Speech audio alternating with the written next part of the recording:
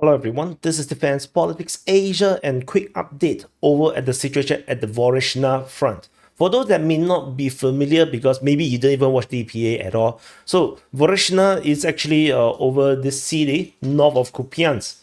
This is Dvorichna and is north of Kupiansk and basically very close to the border with Russia.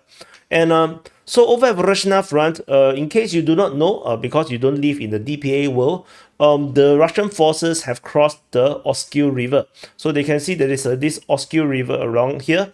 This is the Oskil River, and the Russians have crossed the river sometime around almost a month ago. And they have established a foothold in the south of Dvorichna city.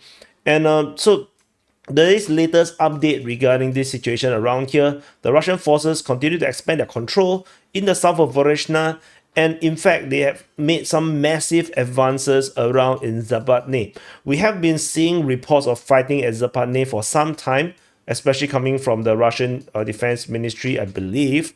Yeah, you see Russian Defense Ministry talking about Zapadne. And so we finally have the mapping update to reflect this new reality. And the mapping actually is coming from the Ukrainian mapping from Deep State UA. So we're going to take a closer look at this situation. This is Zapadne. This is the Ukrainian controlled town. And there is this massive forest which the Russians previously have captured part of it.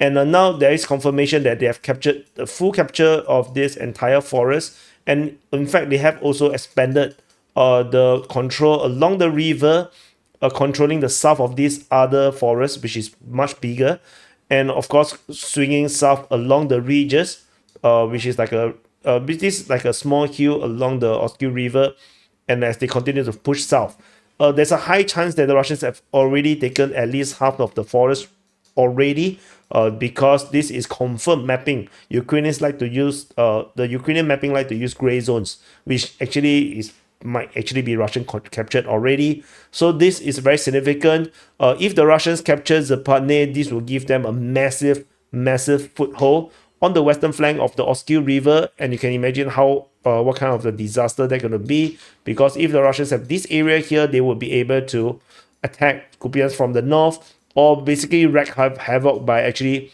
go on a massive tour of Kharkiv region.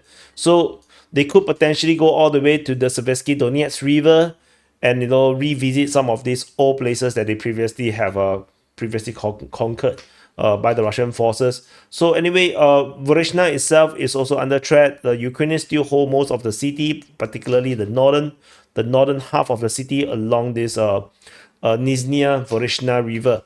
So by the south, the Russians have a very strong foothold.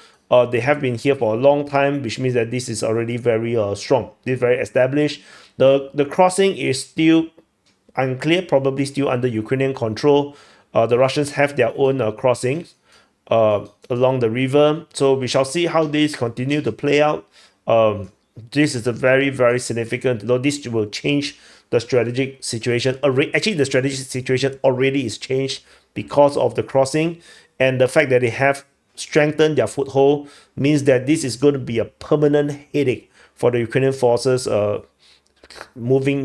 continuing into 2025, which we are already in. Like I said, for the rest of the year, this is going to be a new headache, and this is, in the grand scale of things, strategically, this is not a very important place. So, which is Kupiansk is actually more important, but this will be like a giant 30 cm long, 30 cm size mosquito sucking at your blood, and it was like, should I hit it? No, because if you hit it, the blood will splatter everywhere, and then it's like you need to clean the blood, very troublesome.